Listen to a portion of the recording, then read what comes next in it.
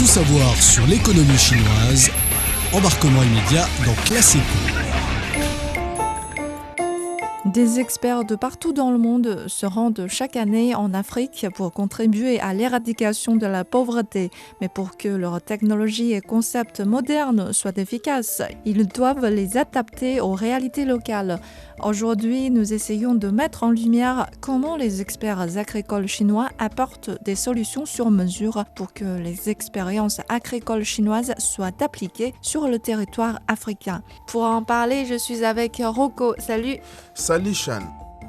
La Chine est un grand pays agricole. Tout le monde le sait, pour nourrir sa population qui représente plus d'un sixième de la population mondiale. Le pays a développé au fil des ans de riches expériences.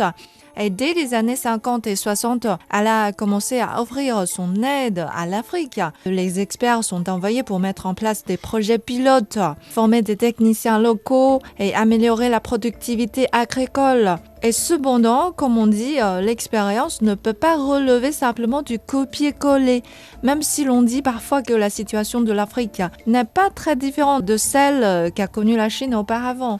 Ah oui, l'Afrique aujourd'hui, Chan, c'est la Chine d'il y a 20 et 30 ans. On doit lutter contre les carences à tous les niveaux. Et dans de nombreuses régions africaines, on a des terrains vastes, des millions d'hectares de terres arables, propices pour la mécanisation agricole. Mais étant donné que l'agriculture africaine est principalement soutenue par les petits exploitants, pour eux, l'acquisition des machines comme les tracteurs est hors de portée, sans compter les coûts d'énergie et d'entretien qui sont prohibitifs. Oui, donc sous ce contexte qui est sans machines, sans les réseaux d'irrigation complets, comment augmenter la production agricole en Afrique?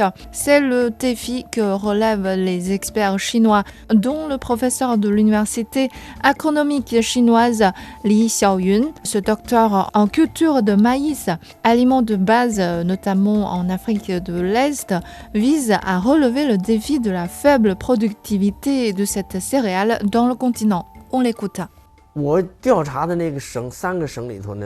En Tanzanie, j'ai étudié la production de maïs dans 3 provinces, où la production maximale par unité n'est que de 100 kg. Vous savez, en Chine, le chiffre devrait être 800 normalement, voire 1000 kg. La raison? La densité de culture n'est pas optimale. L'irrigation est inexistante. On se fie uniquement aux précipitations.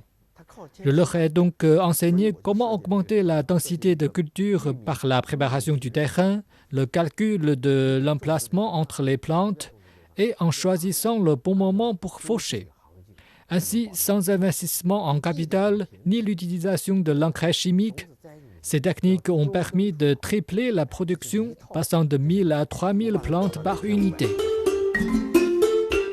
Donc non seulement le maïs, d'autres aliments populaires en Afrique, tels que le manioc, le riz et le soja, ont tous vu leur production s'améliorer grâce aux techniques développées par des experts chinois. Oui, les nouvelles cultures apparaissent également en Afrique. Les champignons, par exemple, qui poussent aussi dans la nature chez nous. Malheureusement, on n'a pas l'habitude de les consommer. Je donne l'exemple du Rwanda aujourd'hui, où pas moins de 4000 agriculteurs cultivent des champignons comestibles avec les techniques chinoises. Plus de 30 000 emplois ont été créés. Voilà. Et les champignons, on sait, il y a une très grande variété de champignons dans la nature, mais dont beaucoup sont toxiques. C'est difficile de les reconnaître, donc il ne faut jamais tenter la chance dans la nature. Et donc, par rapport aux champignons, il y a un autre aliment qui est moins compliqué, c'est le riz. C'est l'aliment de beaucoup de pays en développement. Et 90% de la production mondiale du riz, vous savez, est en Asie. Et en Afrique, je crois qu'on ne consomme pas tellement de riz. Si. En Afrique, le riz, c'est aussi un aliment de base. Comme le manioc. Des manioc, il y a le riz. Oui, qui est très prisé. Mais l'autosuffisance du riz est encore un défi pour de nombreux pays. Donc il faut élargir les zones de culture du riz sur le continent. C'est ce que les experts chinois font. Oui, en introduisant les nouvelles variétés adaptées parce que l'Asie est très avancée sur la culture de cette céréale. J'ai l'exemple du Botswana, qui est une région du plateau du sud de l'Afrique, avec une altitude moyenne de 1000 mètres et une précipitation moyenne annuelle de 400 mm, environ la moitié du niveau normal.